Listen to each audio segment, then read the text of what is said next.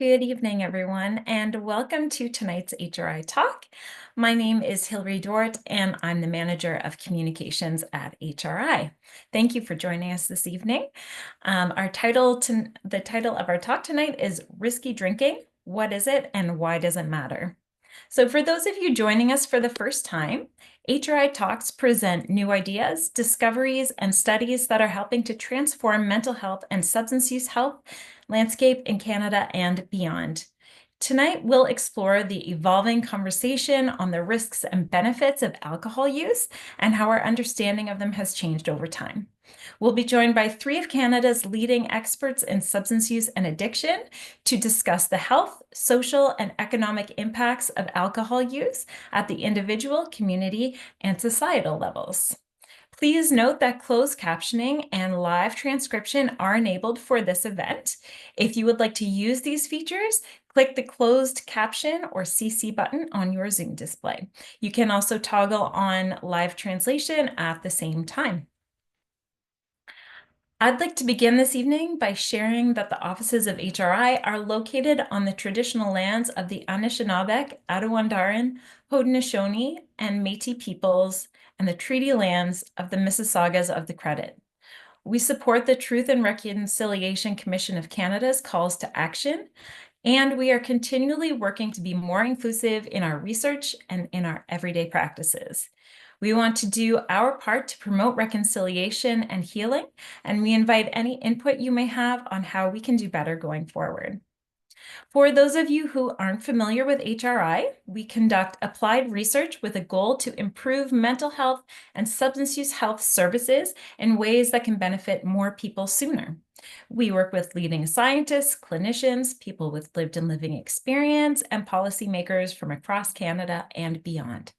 And finally, before we begin, I'd like to extend our deepest gratitude to our corporate sponsor, CIBC, and our supporting sponsor, the Otsuka Lundback Alliance. HRI Talks would not be possible without the generous support of our sponsors. So our moderator this evening is Hannah Sung, journalist and co-founder of Media Girlfriends, an award-winning podcast and video production company in Toronto, Canada. Welcome, Hannah. Thank you so much, Hillary. It's a pleasure to be here, and welcome to everybody for this very important conversation. The full time for tonight is 1 hour. We will be joined by an expert panel, and we will talk for about 20 minutes. After that, we'll shift to answering questions from you. So we would love to hear from you. If you have questions, please use the Q&A button at the bottom of your screen at any time during the presentation, and we will get to as many questions as possible before we wrap up at the top of the hour. So I would like to introduce our panelists who are here to share insights from their research and their real world examples from their clinical practice too. Joining us this evening are Dr. Tim Stockwell, former director of the Canadian Institute for Substance Use Research and professor in the Department of Psychology at the University of Victoria in British Columbia, Canada. And Tim, you can turn your camera on whenever you like there. We also have Dr. Alexander Cottarella, CEO of the Canadian Centre for Substance Use and Addiction, and a family physician based in Ottawa, Canada. As well, Dr. James McKillop, HRI Senior Scientist and Professor in the Department of Psychiatry, hello everybody, and Behavioral Neurosciences at McMaster University in Hamilton, Canada. He is also the Director of the Peterborough Centre for Addictions Research and a Tier 1 Canada Research Chair in Translational Addiction Research. Hello everybody and good evening. Welcome. So for the audience, I wanted to let you know that our goals for tonight are to explore how the risks associated with alcohol use compare with other health risks, such as unhealthy food choices and cigarettes. We want to discuss the health, social, and economic impacts of alcohol use at the individual, community, and societal levels. And we want to gain insight into how Canada's alcohol consumption guidelines can be a tool for policy advancements and public education that support substance use health. So everyone can unmute their mics because it's time now to start. And we'll start with the very basics. Why don't we ask how it is that we define risky drinking? What are the most important factors to consider when thinking about the risks of alcohol use? Alex, I will start with you. Well, thank you so much, and thank you for having us today. I think one of the things when we're looking at risk is we have to take into context the seminal work, for example, Dr. Stockwell and others have done, has really shown that we used to think that there was probably a level of alcohol that had no risk. And we've entered into this period where we understand that not only is alcohol use not healthy for us, but there's probably none that has zero risk. There's actually a lot of things in life that have zero risk, that where there's no opportunity for zero risk. If you think about every time you get on a highway, you can't be 100% sure you're safe. But that being said, there's a lot of ways that you can reduce your risk and try and stay away from risky problems. And one of the things in particular is trying to better understand what are the consequences, both of short and long-term alcohol use that might be problematic. So, for example, when we look at things like risk of breast cancer, or when we look at things like risk of liver disease. If you're someone who has these issues in your family or is personally worried about this, well, your tolerance for what might be risky or increase your risk changes dramatically. If also you're someone who even moderate amounts of alcohol seems to be impacting your relationships with people in your family or how much money you have in your bank account, well, that kind of creates a risk in some ways too. So I think we've really entered into this time where defining risk has become hyper personalized. It's really about, well, what's having a negative impact in my life? What is important for me in my future? What am I most worried about either getting as a chronic disease or impacting my family? And then trying to figure out what your relationship with is alcohol. And the last thing I'll say to that before is just to say that I think we can look at it as risky, which is important, but I think we also need to look at it as we're always trying to look for ways to improve our health. People are wondering, do I exercise more? Do I eat healthier? Even small reductions in alcohol can significantly improve your risk profile.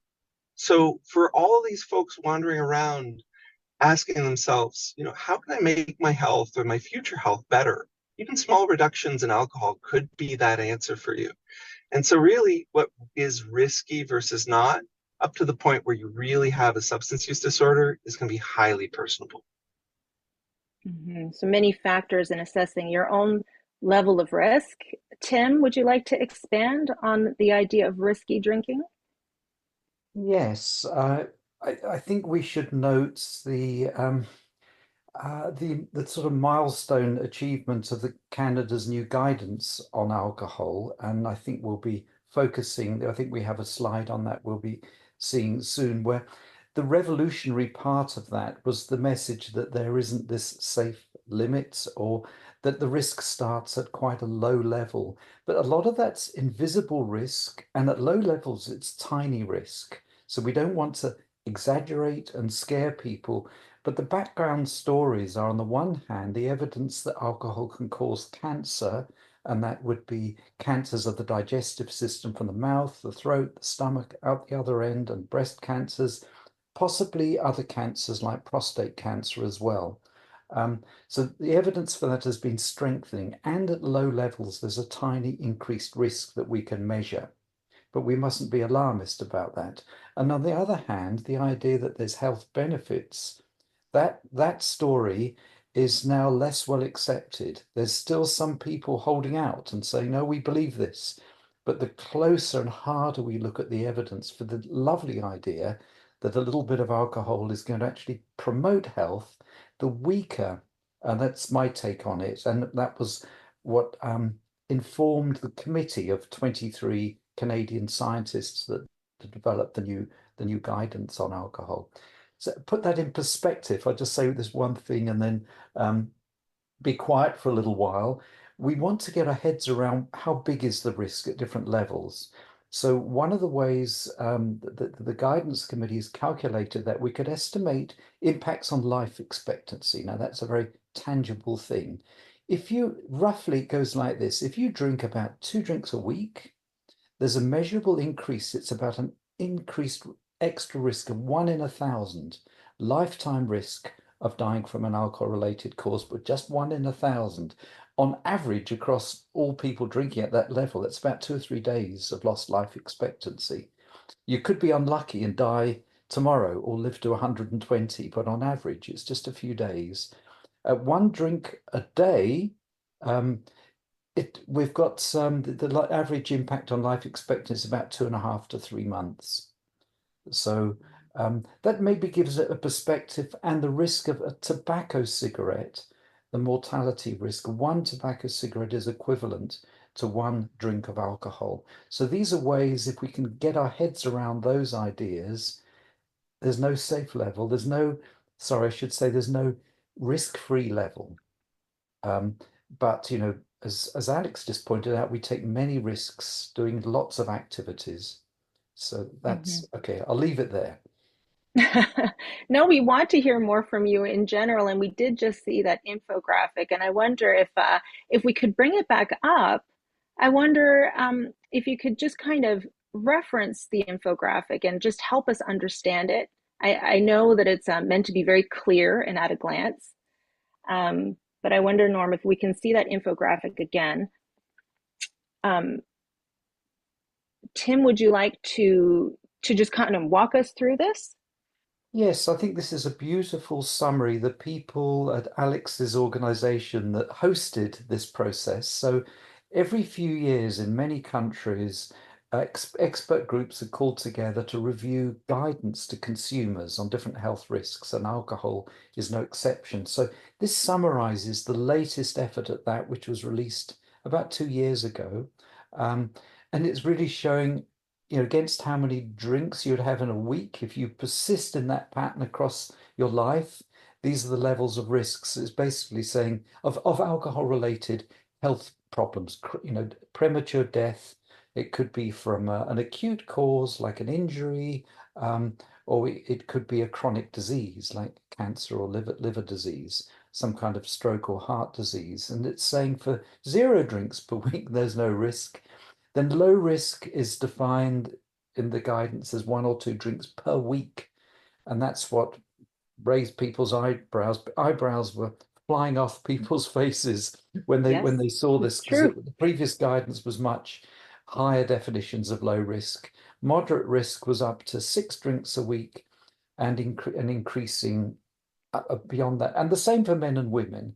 And I think, I mean, the only suggestion I'd make about this, not everybody would share an understanding of what low risk means. It was pulled from an area of health and public health where you work out how safe is it to live close to a nuclear power reactor, for example. You know, what's an acceptable risk? But when it comes to acceptable risk for our personal behaviors, we know that's a different story. People are prepared to take larger risks. So that was the summary, but you know, there's other things to help people get their head around what it really means to them and help them make decisions. I think that's a Indeed. really good point. Oh, just to chime in, I think that's a really good point, Tim. And I think whether we call it low or moderate, or whether we talk about a 1 in 1,000 or 1 in 100 risk, I mean, again, these are hard things to really quantify and understand it. But I think there are really 2 pieces. And Tim, you mentioned them, but I think they're really important to nail home. One of them is, again, that risk starts, and it starts tiny, but it starts very early. And I think the second part is that almost exponential rise. So it's not as though when you move from 1 to 2 drinks per week compared to when you move to 7 to 8, that move from 7 to 8 has a lot more risk increase.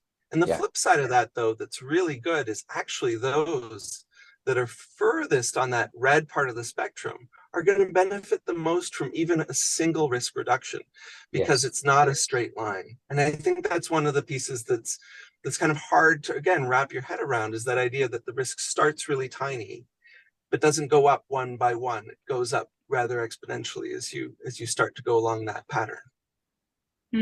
So help us wrap our minds around it then, because as you mentioned, Tim, the guidelines did change a couple of years ago. Everybody's trying to absorb and be flexible and adapt. James, I'd love for you to jump in with your thoughts on, you know, how we can for ourselves define risky drinking. Absolutely. And I think that, you know, from the public, there has been some discussion about the new guidelines. And I think there's a sense that the goalposts are being moved a little bit. And why is that the case? And I think that often we think about the facts around alcohol and other substances as being sort of static, settled science, but the reality is the evidence does change. And over the last really, I think, decade or so, we appreciate much more the chronic disease risks of alcohol. And as the evidence changes, the definitions of what risk means also changes. And that's why the definitions necessarily evolve. And I think this represents the kind of natural challenges between research on health, which is often focusing on constructs that are not super understandable, like 1 in 1,000 mortality risk, and exponential relationships between consumption and harm, and what health researchers are trying to create in terms of benchmarks for people to understand and implement in their day-to-day life. And I think that what the new guidelines are trying to do is hopefully meet that intersection, and both faithfully communicate what we know about risk, which is that even at low levels, there is still some risk, and our previous belief that there are benefits now seems to have been incorrect. But also that there is this real continuum, and there isn't a magic number, but less is more in this case. Less alcohol means lower risk. Less is more. That's a nice, easy way to think about it. Why don't we quickly take the temperature of the room with our first poll question, bring it right down to your own kind of self-reflection and awareness. So this is not a test. It's just to see, get a sense of how we're doing in the room. The question is, how have you changed your alcohol use based on new health information? So the options are: my alcohol use has not changed since the release of the new health information. It has increased since the release of the new health information. My alcohol use has decreased, or I'm not aware of the release of new health information. So you can go ahead and just click whichever one feels true to you. And the results are pretty instantaneous. So I'll just give you a couple more seconds to make your choice. And if we could have the results, the largest group, my alcohol use has decreased since the release of the new health information. That's 38% people in the room. The next group at 31% is that my alcohol use has not changed since the release of the new health information. Only 2% have increased their use, and 29% were not aware of the release of the new information. It's very, very interesting. Thank you so much, by the way, to everyone for participating. I would love to, maybe go back to you, Tim, and ask you for a few thoughts on that poll. And in general, if you can tell us about changing perceptions and evidence about alcohol's risks and benefits, how it's impacted public health guidelines in Canada. Yes. Well, one thing that I think's very salient that I learned about recently, I think people will find interesting, was the Gallup polls have been run in the US over the last few decades, asking whether people think moderate drinking is good for them, bad for them, or makes no difference. And there's been a massive shift in the last 10 years. And so I was astonished to learn that now only 8% of Americans, and it's probably we're following along in a similar way in Canada, only 8% of Americans think that moderate drinking is healthy, provides actual benefits. It used to be about a half. If you go back, it was maybe 40% if you go back 10 years ago. Now about half of people think it has no difference. Has no effect. So that would seem to be false if we take the Canadian guidance. And there's the group, which is now about 35–40% of people who thinks it might be slightly bad for you. They're the ones that have got it right. So there's some big shifts going on, because it used to be, I think, the idea that alcohol was good for you in moderation has just lodged itself in the human brain across the whole world. I think you could talk to almost any human on the planet. So have you heard of the idea that a bit of red wine will help you live longer? And I think, it's probably a crazy high number of people have heard that, but the fewer now believe it. Well, it seems like our ideas on alcohol have radically changed in a short amount of time. You say that the difference in just a 10-year span is so marked. And I wonder how people's perceptions are impacting public health guidelines. Alex or James, would you like to jump in?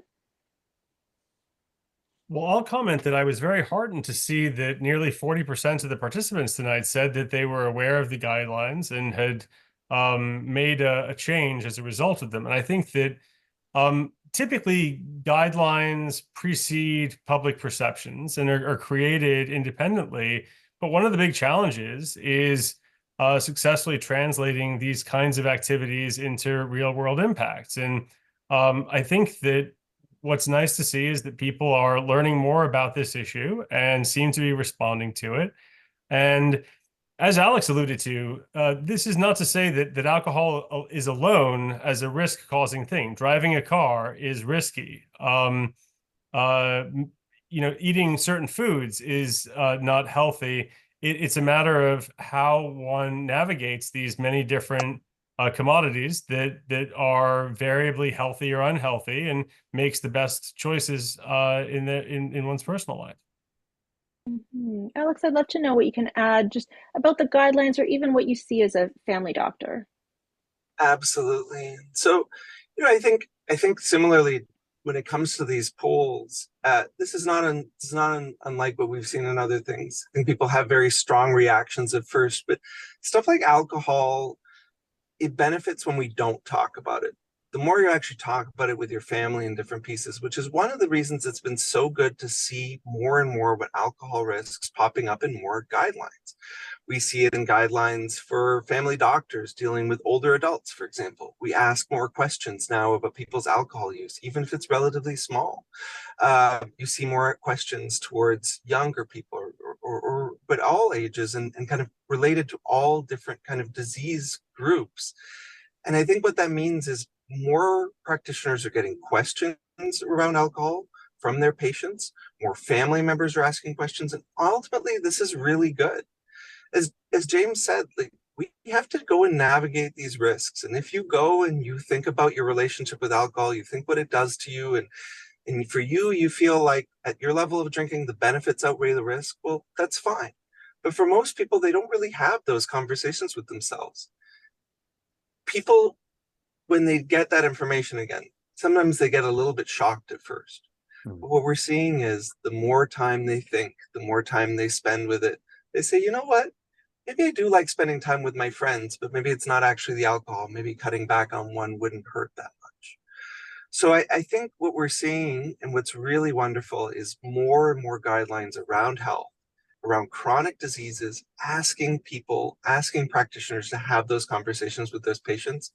More talk, more conversation is better at the end of the day. And I wonder, are there lessons that we have learned from talking about other health issues like smoking and food choices? Are there lessons that we can import into this conversation about the risks associated with alcohol use? James, I'd love to start with you. Sure. I think that the evolving guidance around tobacco and nutrition are exemplars for how the evidence changes. And as a result, public health agencies make recommendations that try to empower people to make the best choices for themselves and live healthier lives. There was a time when, if we go back a few decades, tobacco advertising used physician testimonials for which cigarettes were the healthiest. And I think that seems hopelessly antiquated and paradoxical now, but the reality is large proportions of the population smoked heavily, and there was little perception of what we now know are the absolutely manifold risks that come with smoking. And like alcohol, we know that the heavier, the worse, but really there's no healthy level of smoking. There's no level of tobacco use that would be considered healthy and risk-free. And likewise, nutritional guidance is often a moving target, but nonetheless, there have been evolving guidelines around fiber intake, saturated fat intake, and I think that there are no easy black and white answers in the primary science, but what can come out of that research often is hopefully a set of recommendations that people can encode and use in making their day-to-day decisions. And that doesn't mean that we're kind of the new Puritans telling everyone to never drink alcohol ever, but to be aware of the realities. It's not a vitamin. Don't treat it like vitamin D or something that is necessarily healthy. Be aware of the risks and hopefully make the best choices for your life. Mm-hmm. And Tim, do you have anything to add about lessons we can import from the conversation around smoking and food choices? Yes, and I think one of the lessons is that we have to rethink alcohol's special status as it gets a free pass when it comes to nutritional labeling. It gets a free pass when it comes to all manner of taxation systems in different countries. It gets special treatment. So if we want to raise our awareness, I was just reflecting on a study published today in The Lancet showing that about 50% of drinkers say that they would cut down their drinking if they knew about the calorie and sugar content of their drinks, which we're not told about in most places. So, a lot of us are with type 2 diabetes looking at our sugar intake and completely forget that a beer probably it does have quite a bit of sugar in it. But then we need other health messages, and we know health warnings are a very targeted way of the more you drink, the more you're exposed to the message, and perhaps need the information. And most Canadians, most North Americans generally, are unaware, for example, that alcohol is a carcinogen. And so we know, and there's been evidence of this from studies we've done here in Canada, that cancer warnings really change the game. They're like circuit breakers. When people become aware that alcohol is a risk for breast cancer, cancer of the colon, other cancers, they're much more prepared to take personal steps and to support policies which might impact the availability and price of alcohol. You raise a really good question about why does alcohol get a free pass, and I feel like that could be a whole other talk, a very robust one. But now I'm going to head to our next poll question for everybody in the room. It's quite a simple one. Do you feel that public awareness about the risks of alcohol use is increasing? Yes, no, not sure. I know already in this hour alone, I've already learned so much. So again, the question is, do you feel that public awareness about the risks of alcohol use is increasing? Yes, no, or not sure. Yes, 68%, no, 22%, and not sure, 11%. Any comments on those poll results? Do they track with what you already know, Tim, Alex, and James? I think they kind of reflect, I don't know whether we've steered our audience a little in suggesting which way they should, but I think I think that's accurate. I think there's been much more conversation. And Alex, your center's guidance document, that whole process, it was a viral international news story. Some of it was slanted. Unfortunately, Canada's gone mad. They're telling us that you can't have more than 2 drinks a week. And have they lost their minds? But it was I think, a very positive dialogue that's really making people think things through. Well, speaking of positive dialogue, then I'm wondering what the three of you think are the most effective strategies for changing public perceptions about alcohol use and its risks, particularly in cultures like our own, where drinking is such a common part of our socializing. So maybe Alex, I'll go to you first. Well, I think, just to follow up on Tim's point there, I think one of the most effective things is to get people to talk about it more. Because you may not understand all the risks yourself, but if you get 6 friends together, there's probably actually a decent understanding of it. The problem is, even when they're sitting around drinking wine or drinking beer, they're rarely going to talk about those pieces. But now, and so I think one of the strategies is just to introduce more of that. And we heard a little bit about, labeling or information or different pieces to just provide even some more information. And I think those are really powerful and important tools. One of the things, though, I'm going to mention also is I'm a big fan of experiential learning. And I think when we learn it, either when we talk about other crises or different pieces, I think we need to create opportunities for people to understand what experiences are like without alcohol, or an option of not having alcohol. So when we talk about, for example, people didn't used to be able to go to a bar without being exposed to cigarette smoke. It doesn't mean that, people who have cigarettes aren't going to have a good time. What it means, though, is that association of going to a hockey game and you have to have alcohol, or going to a social function and there has to be alcohol there. If we start to disassociate these a little bit, I think that there's also the understanding of the risk, but there's also like, how much of the benefit am I getting in my life that's coming from this? And then I think also just having opportunities for people to have more and more of those discussions, be it through labels, be it through opportunities to have some of that information flagged to them, but also just simply having a better understanding of, what my current health status is and what information I need to know. James, I wonder what you would add to that, especially, given what Tim had said about headlines at the time with changing guidelines. It's not easy to change public perception. And I wonder what you'd say some effective strategies are.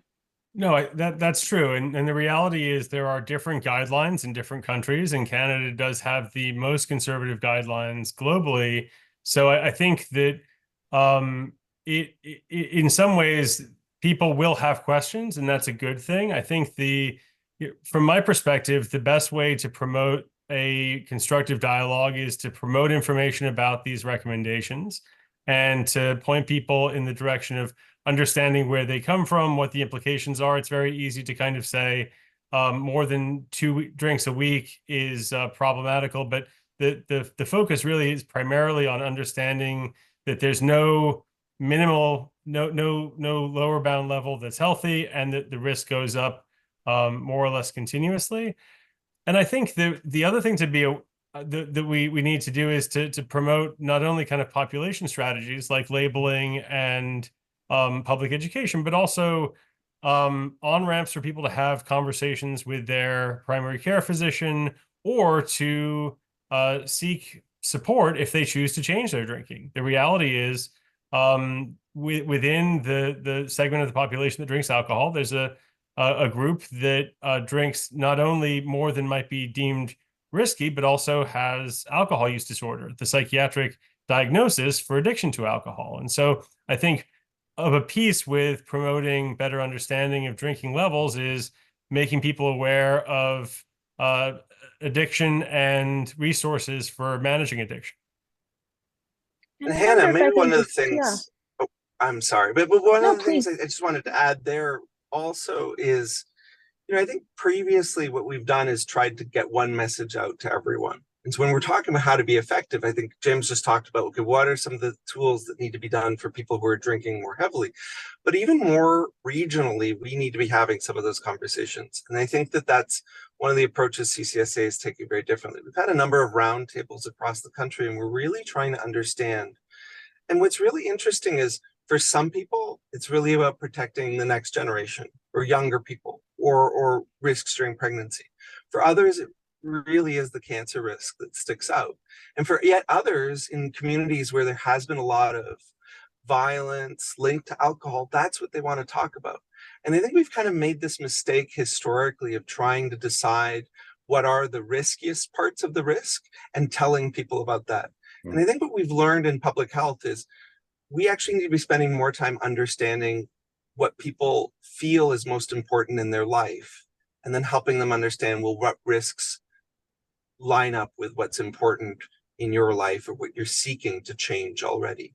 And so I think already that's one of the differences of approaches, not just what CCSA is doing, but I think how the field has evolved a little bit too. Mm-hmm.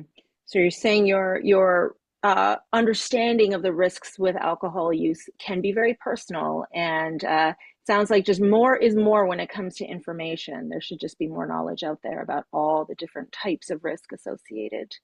I wonder, Tim, have I gone to you yet and asked you what you feel are effective strategies for changing public perceptions? Um, well, yes, I did say that I think the starting point is the labeling part, because we know that because there's so many things we know that work. If we just had this task, which was to reduce the amount of alcohol-related harm in Canada, what works? Yeah, we got a list of things. They involve reforming the tax system for alcohol.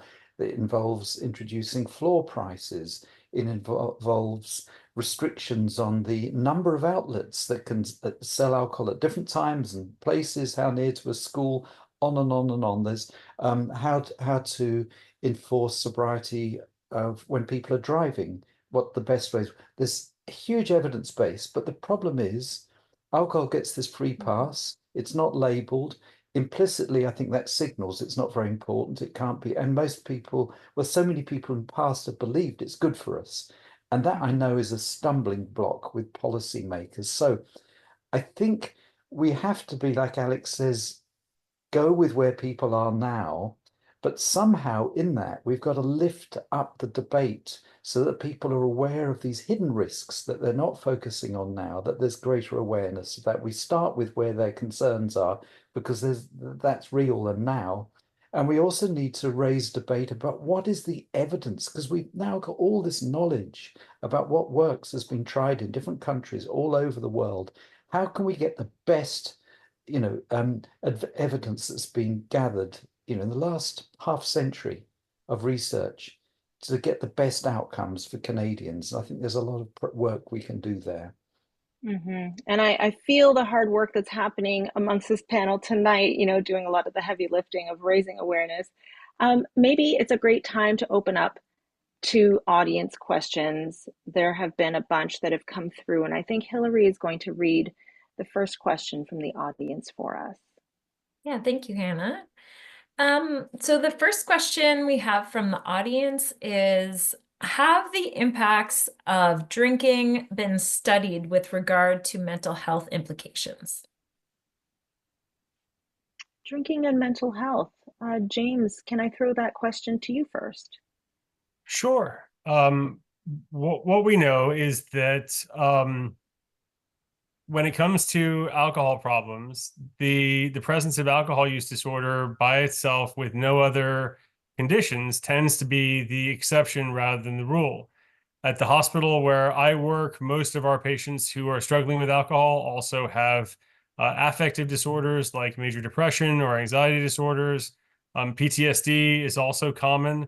And the reality is that we know there are complex patterns of symptoms in which alcohol and other substance use can temporarily provide relief, but ultimately exacerbate or make worse these problems. And likewise, other psychiatric conditions can be the motivators for people to use substances. So we know that there are close overlapping relationships.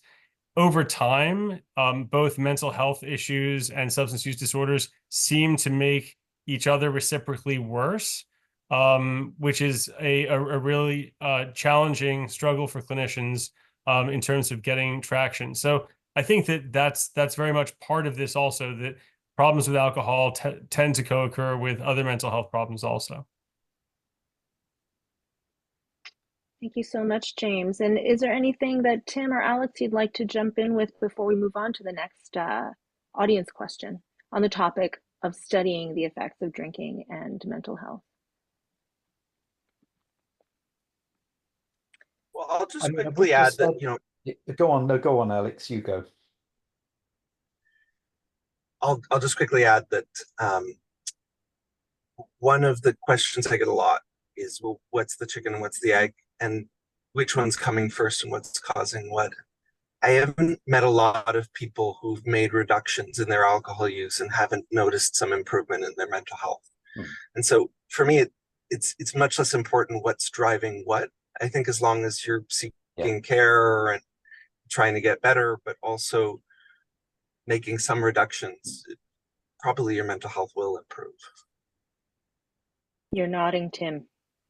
Yes, I mean the question was about is there research on this? And I mean we've got each of us have talked about clinical experience of working with people with anxiety, mood disorders, and noting there can be short-term benefits, but rebound, so things get worse. And so it's a sure way of feeding the beast is to keep using alcohol or other substances that have short-term effects, but they make over time the problem worse, and you need more and more, and you get tolerance, more withdrawal. So that's part of the vicious circle. Um, and we know, I guess, like Alex says, that there's been well studied that when people cease their use, and they might be even moderate users, but heavy users in particular, if they've got mental health issues, you follow them up 3 to 4 weeks down the road when they've stopped drinking, like they've done dry January or dry July, sober October. Mental health is always so much better. Anxiety down, sleep improved, intrusive negative thoughts are much less. And I've seen that directly, clinically, but I've also seen it in the research literature. Wonderful. Thank you so much. Based in the research. Okay, thank you for that question. Hillary, let's go to our next one. Great. We've had a number of people ask about how age influences risk from alcohol use, both in terms of seniors, older folks, or young people. I think the youngest age that someone had asked about was 17. So if someone could comment on how age influences risk, that would be great. Thanks. Great question. Who wants to start with that one? I'm the oldest on the panel. Shall I take this on? Please. Yes, I'll do. just start with pointing out that, I mean, at a very basic level, our tolerance, I say we older people, our tolerance for alcohol weakens with age. And so we're more likely to have an effect. Older people are often on medications, and there's lots of interactions between alcohol and medications. So those two things together can contribute to risk of falls. It also contributes, and there's evidence for this, though it's a bit like the health benefit controversy. Um, there's some studies claiming that a little bit of alcohol is good for your cognitive health, for your memory and how sharp you are. But actually, my take and a lot of my colleagues is those studies suffer from the same bias as the studies on alcohol and heart health. And there's very good evidence that alcohol has negative effects on, our cognitive sharpness and our memory. It may not be a huge effect if it's occasional light drinking, but like, above guidelines, the moderate risk level in the guidelines is Alex, is an accelerating risk of bad things happening. And so risk of falls, risk of poor memory, cognitive defects are going to be more likely at high levels of drinking, especially for older people. Thank you. So that's for an older age group. Does anybody want to speak to younger people, teenagers, young adults? I'm happy to speak to that. The reality is that the risks are very different in young adults and tend to be more on the acute side than the chronic side. The highest rate of alcohol use disorder across the lifespan is in emerging adults 18 to 25. And most of those individuals would not identify as having an alcohol use disorder, but would nonetheless be diagnosable based on the kinds of consequences that come from heavy episodic drinking, which is typically, depending on your guidelines, 3 or 4 or 5 drinks per episode based on sex. And the reality is a lot of people in that age group have that sense of invincibility and a sense that drinking is a rite of passage. It's good, clean fun. But the other reality is it is very well established to be associated with car accidents, with falls, with drownings, with fires, with physical assault, with sexual assault, with infectious disease transmission. And in almost all cases, the rates of morbidity and mortality in this otherwise quite healthy group are at the highest rate in young people. So even setting aside these guidelines, the reality is emerging adults are the segment of the population that carry a lot of the morbidity and mortality associated with alcohol simply because of the amount of alcohol that's commonly consumed, especially in heavy episodic drinking. Mm-hmm. So binge drinking in young people. Thank you for that, James. Alex, anything to add about maybe the group in between, the group that I'm in? Well, I think just to first touch on young people a little bit more, one of the things a lot of people will say, well, you know what, people are going to drink anyways, or young people are going to drink anyways. We know that the longer you can delay starting drinking alcohol, especially any kind of regular alcohol use, the less likely you are to have a significant alcohol use disorder. So there's actually something to be said about trying to delay that and trying to push it off. Now, in that middle group, I think that's a really reasonable question. I think that's a group where people are starting to think a little bit about, what's happening. They're starting to realize, maybe we're all realizing our mortality is there a little bit more. We're starting to think about our health effects, but we're not quite totally focused on it. I think within that group, one of the things that's really, really important is to recognize how much of a concern there is around fetal exposure to alcohol and in pregnancy, and really understanding that as we've come along, we're recognizing that there's probably more and more people that are affected on somewhere on that spectrum of having some effect to a fetus and eventually a child from alcohol. And really, again, when we're looking from a risk point of view, we need to remove that responsibility generally from the woman or whoever's pregnant, and really look at it as the partner, as the community's efforts to try and reduce that risk. So I think there's that acute, there's that chronic risk that exists in those other age groups, but especially in that middle age group, we really shouldn't forget how much good we can do by helping people stay away from alcohol during or when they're trying to get pregnant. Mm-hmm. Yes, Tim. Can I just add something connecting the two groups? Just a little nugget that I think is important. There's some nice research following people's trajectories of drinking across the whole life course. And it appears there's this group of young adults, it's quite a large group, who've consumed heavily as young adults. And as they age and go into middle age, they cut right down, maybe for economic reasons, other reasons, but they're still at elevated risk in older age of chronic diseases. And so there's a connecting line where, these aren't just separate compartments. And so our pattern of drinking across our whole life course has consequences for the whole life course. Mm-hmm. It's so important to point that out. And I really like the point that Alex made as well about the community, how the community is really involved in this kind of decision making sometimes on the personal level. So I'm going to switch to a poll question now. I think this is our last one.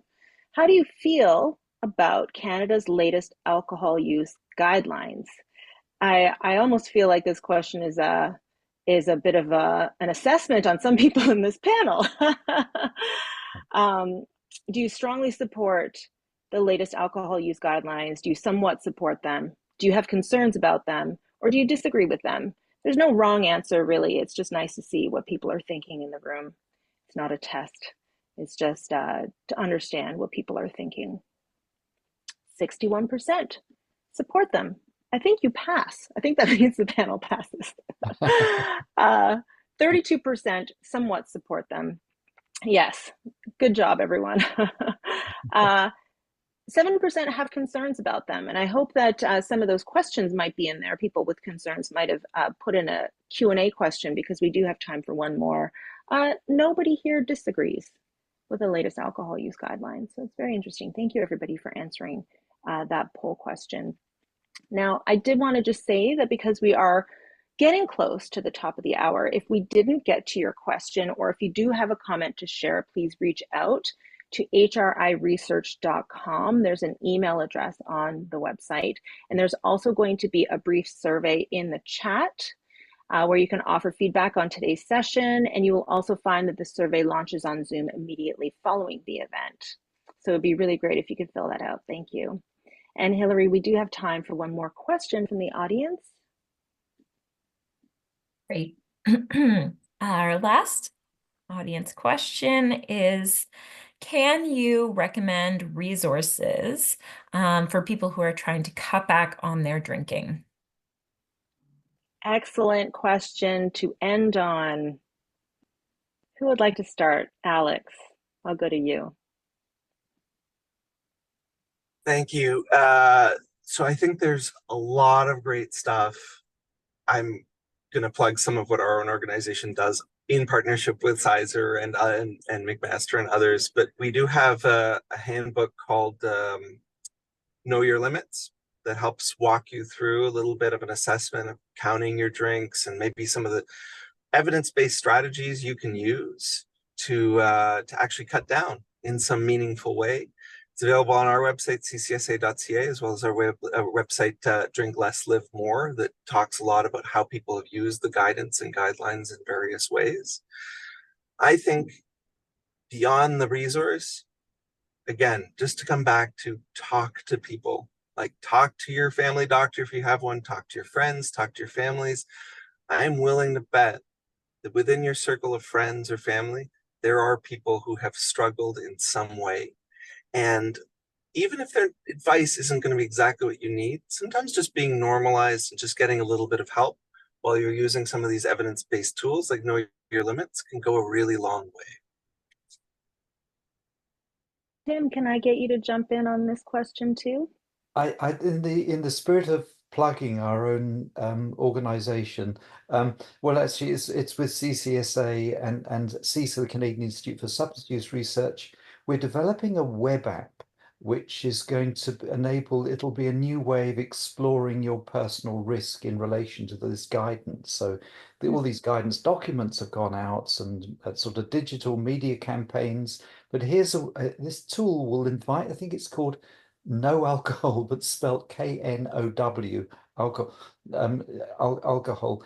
And you can find extraordinary things like, with the current level that you're drinking, what's the equivalent risk in terms of how many cheeseburgers you might be consuming or what is the impact on your life expectancy, or the equivalent risk, how many cigarettes per week as the same risk as your alcohol consumption. It's under development. Watch out for it. Sorry, Alex, I hope you don't mind me mentioning this, but it's going to be coming. Great. Thank goodness. It sounds so interesting. You know, people love data and it's a wonderful way to use it. So, an app called No Alcohol, KNOW, coming soon. Is there a date? And it's positive. It's not just, nagging people, saying you terrible people, you're doing yourself all sorts of harm.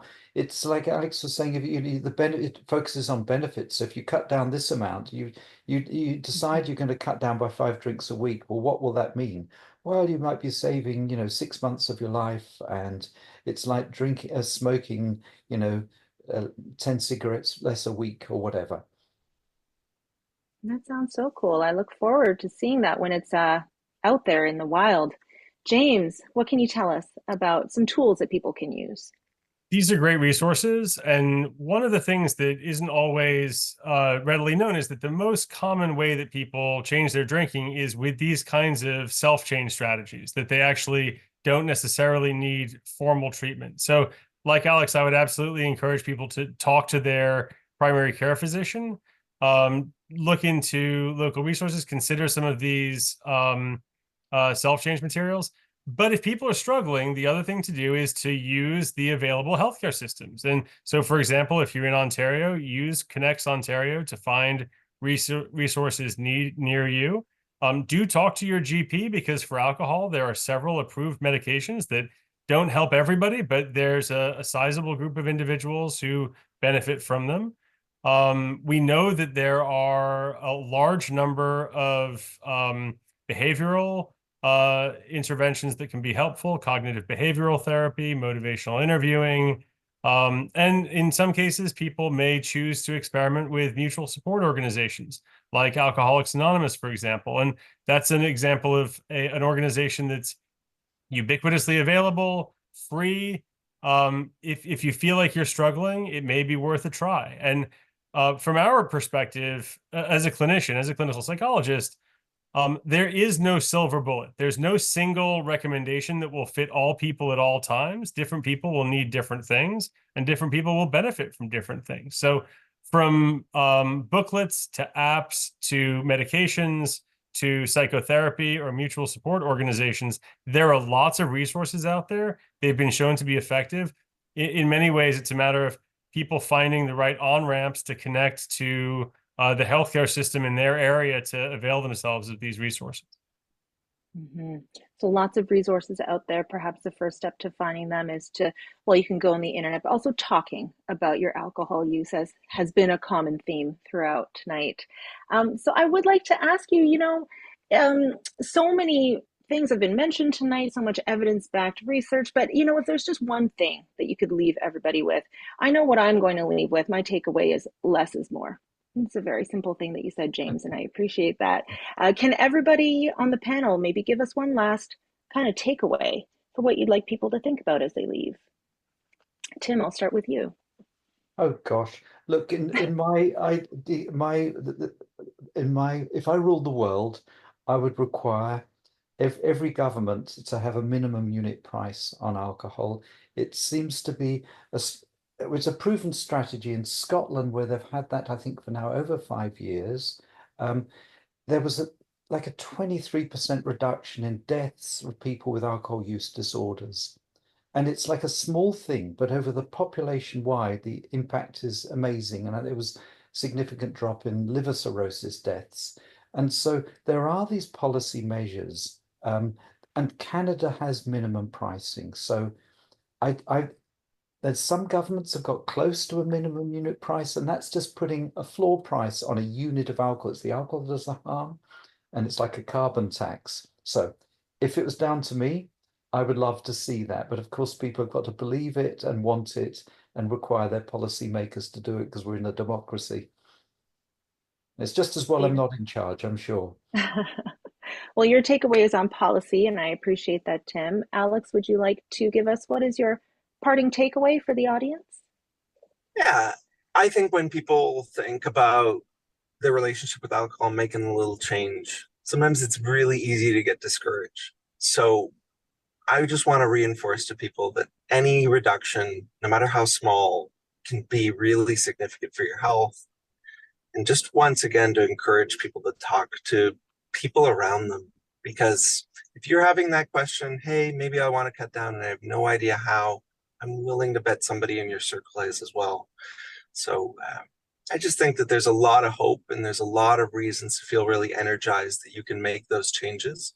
If you are feeling a little discouraged, check out our website and reach out. And I believe the website is in the chat. If it isn't already, it will be. James, I'll give you the last word. Well, I think I have to stay on brand with less is more. And I think it doesn't mean none and it doesn't mean never, but I think it just means understanding the state of the evidence, and that alcohol is no different from lots of things we know are not healthy, like tobacco, like cannabis, like cheeseburgers. So if we know that there's risk, then we can make better judgments in our day-to-day lives and hopefully live happier, healthier lives in Canada. And that's what it's all about, right? Thank you so much. We have reached the end of our time for tonight's HRI Talk, and I want to thank our panel members, Dr. Tim Stockwell, Dr. Alexandra Cottarella, and Dr. James McKillop, for taking the time tonight and for sharing your expertise with us. Thank you also to the HRI staff for their work behind the scenes to deliver this talk. And I'd like to thank you, the audience, for joining us and for your interest in this topic and for taking care of your health and for taking care of the health of others. It's very appreciated. So with some closing notes, I'll go to Hillary. Thank you so much, Hannah. Thank you for moderating this evening's HRI Talk. To the audience members, if we didn't get to your question this evening, please do reach out. Our website is hriresearch.com. We'll be posting a recording of this HRI Talk on our YouTube channel and on our website in the coming days, so do keep an eye out for that. As a registered charity, donations do play a vital role in supporting our research and amplifying our impact. We ask that you consider making a donation today. You can go to our website and click the donate button. Thank you.